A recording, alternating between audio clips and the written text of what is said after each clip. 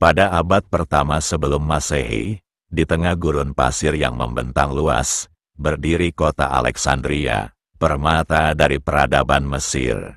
Di sanalah Kleopatra ke-7 Filopator lahir sebagai putri keturunan dinasti Ptolemaic yang memiliki darah Yunani dan Mesir. Kleopatra bukan hanya seorang penguasa, ia adalah simbol kebijaksanaan, kecantikan, dan kekuatan yang menantang zamannya. Sejak kecil, Kleopatra menunjukkan kecerdasan yang luar biasa. Ia fasih berbicara dalam berbagai bahasa, Yunani, Mesir kuno, Latin, dan bahkan bahasa suku-suku di perbatasan. Kemampuannya ini membuatnya menjadi pemimpin yang tidak hanya dihormati oleh bangsanya sendiri, tetapi juga oleh kekaisaran besar lainnya. Namun, hidup Kleopatra tidak pernah mudah. Ketika ayahnya, Ptolemaios ke-12, wafat, Kleopatra yang berusia 18 tahun harus memerintah bersama adik laki-lakinya, Ptolemaios ke-13. Sesuai tradisi Mesir, mereka menikah demi menjaga kemurnian darah kerajaan. Namun, hubungan mereka jauh dari harmonis. Perebutan kekuasaan antara keduanya mengancam kestabilan Mesir, dan Kleopatra terpaksa melarikan diri ke wilayah timur untuk menyusun kekuatannya. Saat itu, Julius Caesar, pemimpin Romawi yang ambisius, tiba di Mesir dalam misi politik. Kleopatra melihat peluang ini sebagai jalan untuk merebut kembali tahtanya.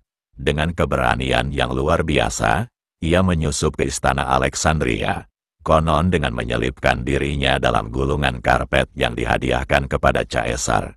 Taktik ini berhasil. Kleopatra memikat hati Caesar, bukan hanya dengan kecantikannya, tetapi juga dengan kecerdasannya.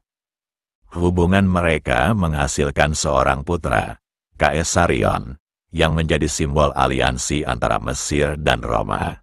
Dengan bantuan Caesar, Kleopatra berhasil mengalahkan Ptolemaios ke-13 dan kembali menjadi penguasa tunggal Mesir. Namun, kedekatannya dengan Roma membuatnya menjadi sasaran kebencian di antara sebagian rakyat Mesir dan pejabat Romawi. Ketika Caesar terbunuh di Senat Roma pada tahun 44 sebelum Masehi, Kleopatra menghadapi tantangan baru. Ia harus berhadapan dengan tokoh-tokoh kuat seperti Marcus Antonius dan Octavianus. Dalam pertempuran politik ini, Kleopatra menjalin hubungan cinta dengan Marcus Antonius, salah satu pemimpin Roma yang karismatik. Bersama-sama, mereka membentuk aliansi yang menakutkan. Namun, hubungan mereka memicu perang saudara di Roma.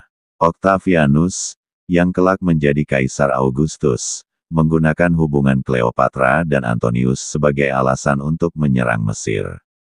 Dalam pertempuran laut di Actium pada tahun 31 sebelum Masehi, pasukan Kleopatra dan Antonius kalah telak.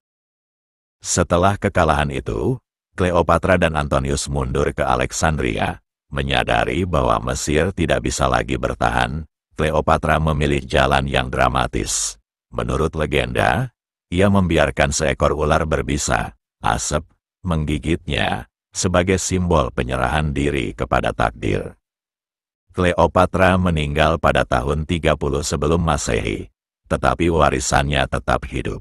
Ia adalah ratu yang tidak hanya memerintah dengan kekuasaan, tetapi juga dengan kecerdasan dan keberanian. Kleopatra menjadi simbol seorang wanita yang melampaui batas-batas zamannya, menginspirasi banyak generasi untuk menentang rintangan dan memegang kendali atas nasib mereka sendiri.